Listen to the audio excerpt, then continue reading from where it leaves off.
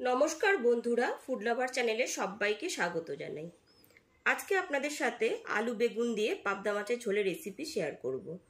গরমের দুপুরে একদম কম মশলায় আলু বেগুন দিয়ে পাবদা মাছের এই ঝোল গরম ভাতের সাথে খেতে খুবই ভালো লাগবে।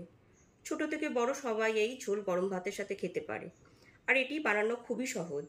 তাহলে চলুন ঝটপট রেসিপিটি দেখে নিই। আলু বেগুন দিয়ে পাবদা মাছের ঝোল বানাবার জন্য এখানে 500 গ্রাম পাবদা মাছ নিয়েছি। পাবদা মাছগুলোকে পরিষ্কার করে জলে ধুয়ে জলটা ঝরিয়ে রেখেছি। এরপর এর মধ্যে দিয়ে দিচ্ছি 1 টিস্পুন লবণ, আর দিয়ে দিচ্ছি 1 টিস্পুন হলুদ গুঁড়ো।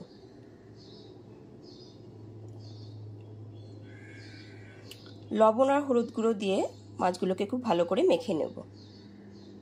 পাবদা মাছ তেলে দেওয়ার পর তেল ছিটে যাওয়ার সম্ভাবনা থাকে, ওই জন্য 1 টেবিল চামচ সর্ষের তেল দিয়ে দিলাম।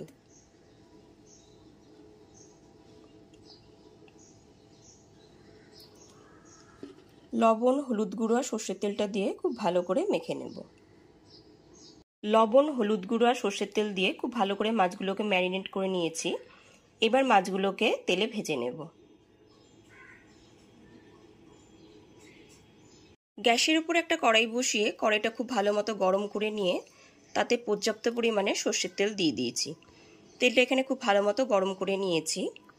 এরপর এর মধ্যে লবণ ও হলুদ গুঁড়ো মাখানো মাছগুলোকে একে একে দিয়ে দিচ্ছি।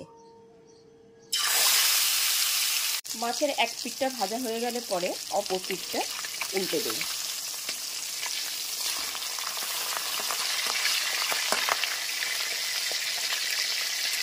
মাছের এক পিঠটা ভাজা হয়ে গেলে পরে অপর পিঠটা উল্টে দেব।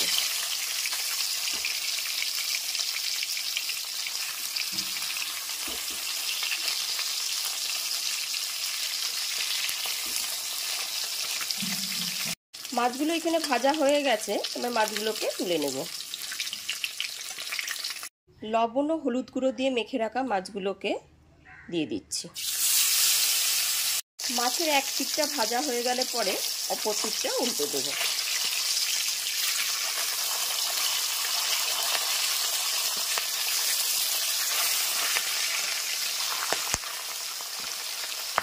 সমস্ত মাছগুলো এখানে ভাজা হয়ে গেছে। দুটো দুটো করে আমি সমস্ত মাছ ভেজে নিয়েছি। এবার মাছগুলোকে কড়াই থেকে তুলে নেব। পাবদা মাছগুলো ভেজে তুলে রাখার পর ওই একই তেলের মধ্যে একটা মাঝারি সাইজের বেগুনকে আমি টুকরো করে কেটে নিয়েছি, আর তাতে লবণ হলুদ মাখিয়ে নিয়েছি। বেগুনগুলোকে ভেজে নিচ্ছি।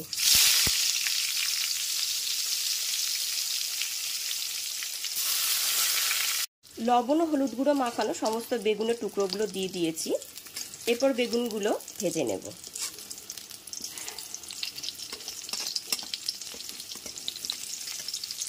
বেগুনগুলো এখানে ভাজা হয়ে গেছে, এবার বেগুনগুলো তুলে নেব। বেগুনগুলো ভেজে তুলে নেওয়ার পর ওই একই তেলের মধ্যে একটা টুকরো করে কেটে রাখা আলু দিয়ে দিচ্ছি। আলুগুলোকে এরকম লম্বা করে কেটে নিয়েছি।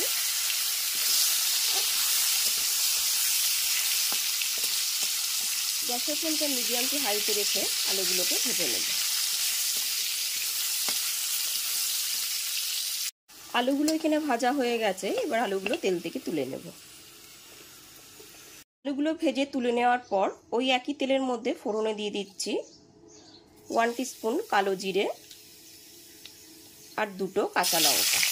গ্যাসের ফ্লেমটা লোতে রেখে ফোড়নটা এখানে হালকা করে ভেজে নিয়েছি। এরপর এতে ভেজে নেওয়া আলু টুকরোগুলোকে দিয়ে দিচ্ছি। ভেজে নেওয়া আলু টুকরোগুলো দেওয়ার পর এতে দিয়ে দিচ্ছি 1 টিস্পুন লঙ্কার গুঁড়ো আর 1 টিস্পুন হলুদের গুঁড়ো। লঙ্কার গুঁড়ো আর হলুদের গুঁড়োটা খুব ভালো মতো একবার আলুর সাথে মিশিয়ে নিচ্ছি।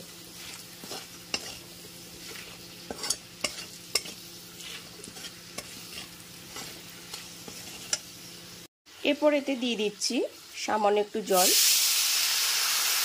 মশলাটা যাতে পুড়ে না যায় সেজন্য সামান্য একটু জল দিয়ে দিলাম। জলটা দিয়ে দেওয়ার পর আলুর সাথে মশলাটা একটুখানি কষিয়ে নিলাম।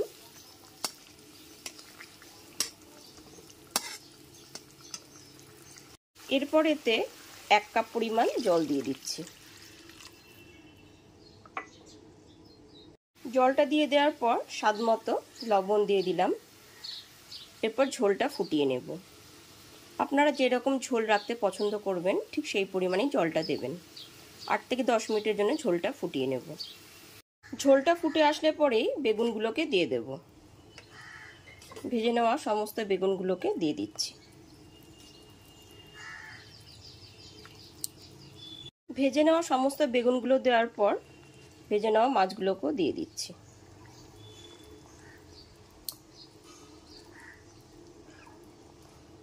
একে একে সমস্ত মাছগুলোকে দিয়ে দিচ্ছি।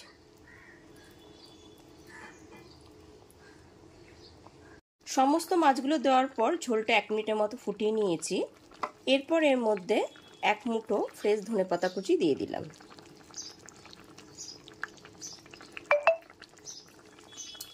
আর 2টো চিরা কাঁচা লঙ্কা দিয়ে দিলাম।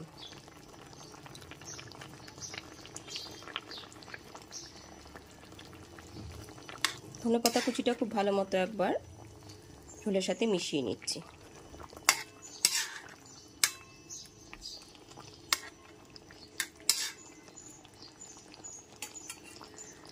ধনেপাতা কুচি আর কাঁচা লঙ্কাটা দেওয়ার পর ঠিক এই পর্যায়ে গ্যাসের ফ্লেমটা অফ করে 2 থেকে 3 মিনিটের জন্য ঢেকে স্ট্যান্ডিং টাইমে রেখে দিলাম। এইবার ফাইনালি আলু বেগুন দিয়ে পাবদা মাছের ঝোল পরিবেশনের জন্য রেডি হয়ে গেছে। গরম গরম ভাতের সাথে এটিকে পরিবেশন করব।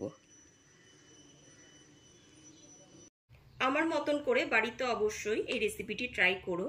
আর রেসিপিটি ভালো লাগলে অবশ্যই একটি লাইক, কমেন্ট আর বন্ধু বান্ধবদের সাথে শেয়ার করো। আর আমার চ্যানেলে যদি নতুন বন্ধু হয়ে থাকো তাহলে অবশ্যই চ্যানেলটা সাবস্ক্রাইব করে বেল বাটনটা প্রেস করে দিও। তাহলে সমস্ত ভিডিও নোটিফিকেশন সবার আগে তোমার কাছেই পৌঁছে যাবে। আজ তাহলে এই পর্যন্তই। আবার হাজির হয়ে যাব নতুন করে রেসিপি নিয়ে। সবাই খুব ভালো থেকো, সুস্থ থেকো। ধন্যবাদ।